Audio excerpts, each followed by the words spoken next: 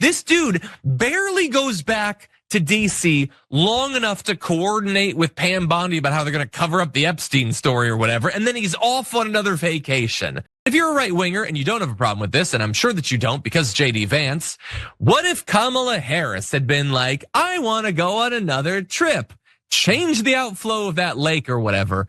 You guys would never have stopped talking about it. Well, now your boy is doing that. So let's see a little bit of consistency in this case.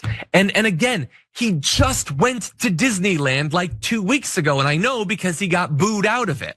He's apparently taking some sort of international trip now too.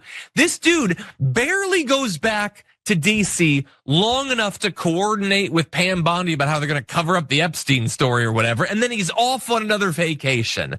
It sure is a good time to be JD Vance. You barely have to work for your pay. Yaz, what do you think? Yeah, and then he had to host a dinner with Pam Bondi and like Kash Patel and whoever, like he's been busy, John, this is like such a random reference, but when I first heard this story, you know what it reminded me of?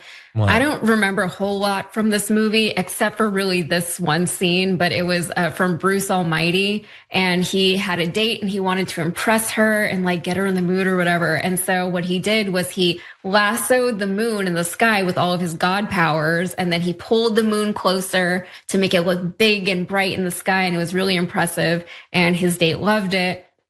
But then later in the movie, you saw that, there was all these reports of like the tides were acting crazy and like the animals didn't know what to do because he messed with the tides because he pulled the moon closer. And, at the time when he was doing it in the movie, it was like, oh, that's just like a cute thing that he did. But then you realize that, oh, these things have real world, real life consequences for so much wildlife, things that people really just don't even pay attention to anymore. Like they just think it's like, it's fine. They'll deal with it. They'll figure it out.